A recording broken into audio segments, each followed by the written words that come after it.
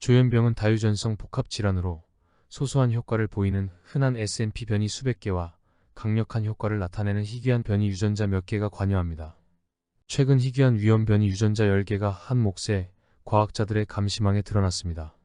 특정 개인이 이들 중 하나를 가지고 있으면 조현병 발병 확률이 1%에서 무려 10 내지 50%까지 증가합니다.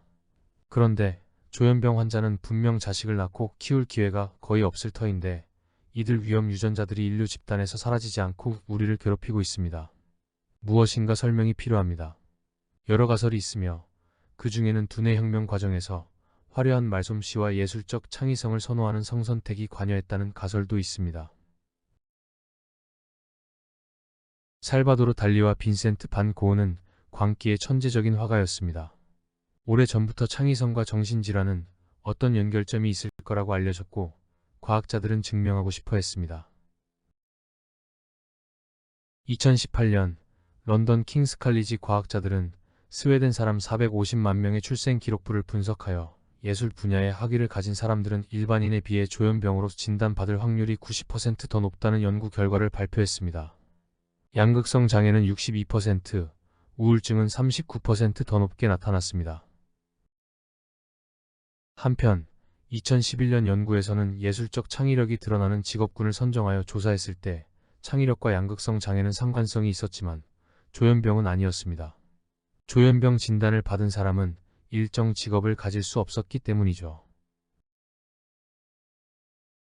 그런데 런던 킹스 칼리지 연구팀은 창의성이 조현병 증세가 나타나기 전에 예술학교 진학으로 가름했고 연구 대상 수를 대폭 증가시킴으로써 결과의 신빙성을 높였습니다. 연구자들은 시각예술에서의 창의력이 조현병 증세와 보다 깊이 연결되어 있다고 말합니다. 조현병 양성 증상, 즉 환각과 망상, 와해된 사고에 따른 구속을 받지 않는 상상력이 작품 세계에 반영되어 창의성으로 드러나는 것으로 보입니다. 조현병과 창의성은 유전적으로 연관되어 있습니다. 그 역학 증거는 2015년 네이처 뉴로사이언스에 발표되었는데 메시지는 조현병 SNP 위험 변이를 조금 더 가진 사람이 창의적인 일에 종사한다는 것입니다. 바이오텍 회사 티코드 지네틱스 과학자들은 아이슬란드인 8만 6천 명의 유전자 의료 정보로부터 조현병 발병 위험을 2배 증가시키는 변이를 찾아냈고 그 변이들이 톡창적 활동에 종사하는 사람들에게 어느 정도로 나타나는지 알아보니 일반인보다 25% 더 높게 나타났습니다. 위험 변이들이 창의성에 어떤 역할을 하는지는 현재 알려진 것이 거의 없습니다. 다만 창의성과 연관된 위험 변이들은 양성 선택될 가능성이 높기 때문에 조현병 유병률이 모든 문화권에서 1%를 유지하고 있는 이유를 설명합니다. 지금부터 조현병 진화 가설에 대해 알아봅니다. 한 개인에게 나타나는 증상이 다 다르고 관련 유전적 변이의 조합이 다르기 때문에 조현병이 인류 집단에서 사라지지 않은 이유를 설명하는 여러 가설이 있습니다. 조현병 진화 가설은 크게 둘로 나눌 수 있는데 하나는 인간화 두뇌 혁명 과정에서 지능이나 창의성에 관련된 변이들은 개인에게 직접적인 이득을 주기에 양성 선택된다는 것이고 다른 하나는 조현병은 인간화 두뇌 혁명의 부작용으로 나타나며 관련 위험 변이들은 자연 선택된 것이 아니고 그저 곁가지 부산물이라는 것입니다. 다시 말해 조현병은 두뇌 혁명에 따른 인류가 지불해야 할 유전적인 비용이라는 것입니다. 어떤 조현병 위험 변이는 개인에게 직접적인 이득을 준다는 가설을 살펴보겠습니다. 1970년대 조현병 환자는 결핵에 잘 걸리지 않는다는 역학 증거로부터 조현병 유전자에는 감추어진 혜택이 있을 거라는 가설이 나옵니다. 수렵채집인 시절 조현병 증상을 보이는 무당은 집단의 지도자로서 유전자를 퍼뜨릴 수 있는 기회가 많았을 것이고 예술적 창의성을 가진 남성도 그랬을 것입니다. 따라서 그러한 변이는 조현병 환자의 번식력 손상을 만회할 수 있었고 그럼으로써 집단의 일정 비율로 남아있게 된다는 가설입니다. 그렇지만 최근 조현병 환자를 대상으로 한 메타 분석에서 과학자들은 자식 생산력 감소를 극복할 만큼 커다란 진화적 혜택을 주는 유전적인 변이를 찾아내지 못했습니다. 다만 2015년 조현병 위험 변이들은 인간화 가속 영역에 집중되어 있다는 연구 결과가 발표되었고 이듬해에는 조현병 위험 변이들은 네안데르탈인으로부터 이입된 변이들이 몰려있는 지역을 피해 존재한다는 연구 결과가 발표되었습니다. 이는 사피엔스가 네안데르탈인과 분지된 이후부터 위험 변이들이 양성 선택되었을 가능성을 말해줍니다. 조현병 위험 변이는 두뇌 혁명의 부산물로 나타난다는 가설을 살펴보겠습니다. 우리가 이야기하는 조현병 위험 변이는 미약한 효과를 나타내는 흔한 SNP 변이로서 적응적인 면에서 거의 중립이기에 정체를 잘 드러내지 않습니다. 이들은 주변 유전자에 휩쓸리는 경향이 있는데 강하게 양성 선택되는 유전자 곁에 있으면 그에 편승하여 정체를 드러냅니다. 따라서 언어 능력 또는 기획 능력을 관장하는 유전자들이 선택되는 과정에서 그들 곁에 있는 조현병 위험 변이들이 부수적으로 선택될 수 있습니다. 결과로 이들이 어떤 불행한 개인에게 조현병이라는 데미지를 입히는 겁니다. 부산물 가설은 조현병 위험 변이가 한 개인에게 직접적인 이득을 주지 않아도 양성 선택될 수 있음을 말합니다.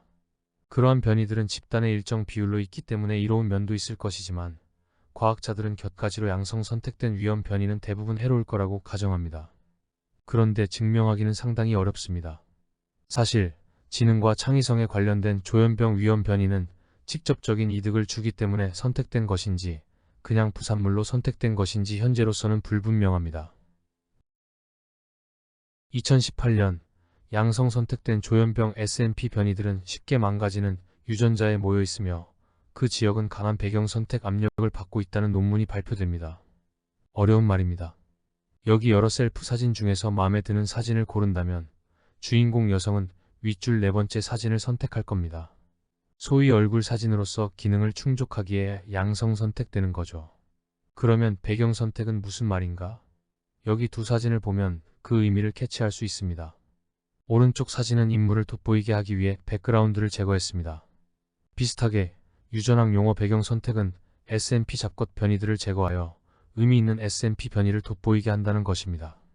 연구 내용에 따르면 배경 선택을 통하여 145개 SNP 변이가 조현병 위험 변이로 정체를 드러냈으며 그중 50개는 새로운 것이었습니다.